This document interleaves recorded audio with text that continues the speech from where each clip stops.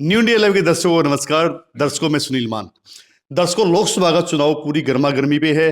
अभी लोकसभा चुनाव को लेकर सभी प्रत्याशी अपना प्रचार कर रहे हैं। आज योगेंद्र यादव के साथी हैं अजमेर सिंह खांडा। योगेंद्र यादव के साथ काफी रहते हैं, उनके साथ काफी रणनीति तय करते हैं और पिछले दिनों नारनौल में एक बड़ी रैली भी की थी। अजमेर खांडा से हम खास बातचीत करेंगे।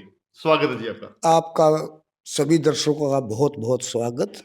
अजमेर जी, जैसे योगेंद्र यादव जी काफी समय से कांग्रेस पार्टी से जुड़े हुए हैं और उन्होंने राहुल गांधी की जो पैदल यात्रा थी उसमें भी काफी उनका अहम योगदान रहा। आप हमेशा उनके साथ रहते हो, तो कांग्रेस पार्टी को जिताने के लिए यहाँ पे अब की बार जयप्रकाश जी को उतारा हिसार लोकसभा से।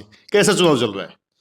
चुनाव बहुत बढ़िया चल रहा है और जितनी प्रदेश की 10 जो टिकटें बांटी हैं कांग्रेस ने, जो प्रत्याशी दिए हैं, बहुत ही सुलझे प्रत्याशी दिए हैं सारे। और हर वर्ग ने भी माना है कि टिकटों में बहुत बढ़िया बंटवारा कांग्रेस पार्टी ने किया है। बहुत अच्छे जो एक गुट है, एसआर के गुट बोलते हैं उसको, शैलजा, रणदीप और किरण का जो गुट है, वो असंतुष्ट नजर आ रहा है। अभी तक किसी भी शीर्षक को छोड़ के कहीं जा ही नहीं रहे हो।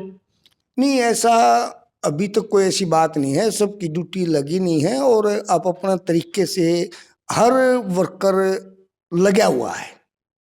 अगर बात करें जैसे चुनावी मुद्दों की, इस चुनावी मुद्दों में जैसे बीजेपी अपने अलग मुद्दे उठा रही है, कांग्रेस पार्टी अलग मुद्दे उठा रही है, जो घोषणा पत्र है ना कहीं वो गायब है क्या?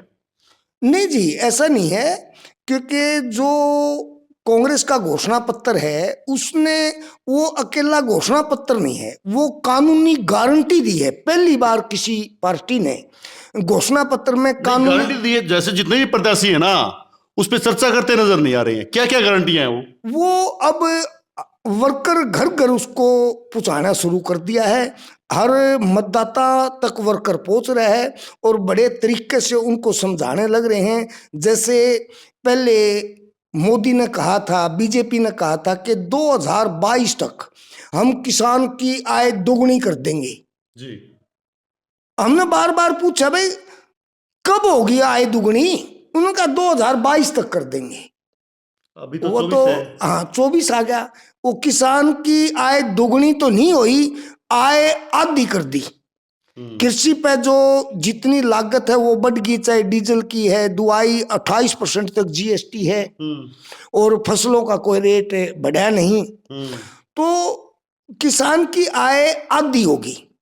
अब जो कांग्रेस ने घोषणा पत्र किया है उसने कानूनी गारंटी दी है कि हम स्वामीनाथन आयोग की रिपोर्ट को लागू करेंगे 50+2 जी। और फसल बीमा योजना लागू करेंगे और उसकी जो भी फसल खराबा होगा उसका 30 दिन के अंदर अंदर किसान को उसका मुआवजा मिलेगा। ये तो बात करिए अपने किसान की। और कर्ज माफी होगी जी, किसान मजदूर। किसान के अलावा जैसे युवा है, युवा इस देश का भविष्य है। और जैसे मैं पहले उस पर लाऊं, अब हमारा ज्यादातर युवा देहात कार्य का मेहनत करके ने एक सेना में जाता था, उसका एक जज्बा था कि मैं देश सेवा करूं, वो भी इन्होंने छीन ली। उसको भी इन्होंने 4 साल कर दिया। अब वो जो युवा 18 साल का युवा 22 साल में बेरोजगार होकर वापस आ जाएगा, ना तो उसको कोई पेंशन है, ना उसको कोई कैंटीन सुविधा है, और खुदा न खास्ता वो देश की सेवा करते अगर वहां शहीद हो गया तो उसको शहीद का भी दर्जा नहीं मिल रहा। तो ये कांग्रेस ने कहा है कि भाई सरकार आते ही सबसे पहले हम जो ये अग्निवीर योजना है इसको खत्म करके हम परमानेंट जो पहले जैसे था उसको लागू करेंगे और युवा को जो भी शिक्षित है, ग्रेजुएट है, उसको अप्रेंटिसशिप का अधिकार देंगे और उसके साथ साथ उसको 1 लाख रुपया हम देंगे अप्रेंटिसशिप के थ्रू। कोई रोजगार देने की घोषणा।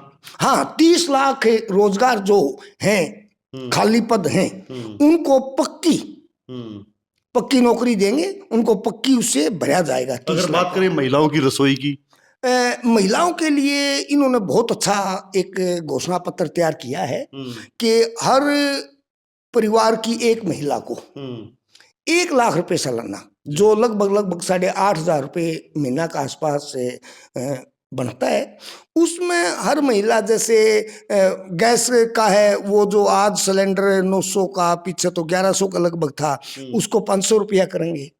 उसमें महिला अपनी रसोई का खर्चा भी चला लेगी, और दूसरा जो छोटा मोटा और घर का काम है वो भी अपने आराम से उसमें से निकाल लेगी।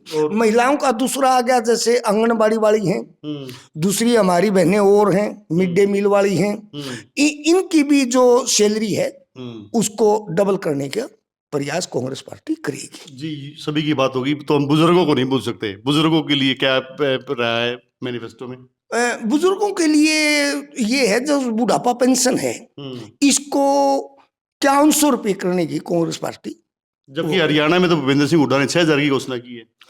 हाँ, देखो हरियाणा में तो हो जाएगा, मैं पूरा देश की जो मैनिफेस्टो है कांग्रेस का उसमें 5000 का लगभग, और हरियाणा एक समृद्ध स्टेट है और इसमें 6000 रुपये करना भी कोई बड़ी बात नहीं है। यानी जो आपने बताया ना मैनिफेस्टो में ये चीजें, जो प्रत्याशी हैं उन प्रत्याशियों के चेहरे पे ये चीजें, उनके मुंह पे ये फेस पे नहीं आ रही कि भाई हम ऐसा करेंगे।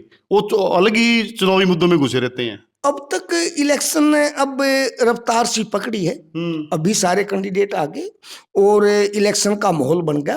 अब प्रत्याशी भी ये बात स्टेज पे बड़े आराम से पब्लिक को समझाने लग रहे हैं और बताने लग रहे हैं, और कार्यकर्ता भी घर घर जाके ने मैनिफेस्टो को लेके ने, और वो हर कार्यकर्ता अपने आप को कैंडिडेट समझ के ने घर घर जाने का प्रयास। बात करें हिसार की तो रणजीत सिंह चौटाला बीजेपी के प्रत्याशी हैं और कांग्रेस के जयप्रकाश जी हैं, कौन ऊपर है?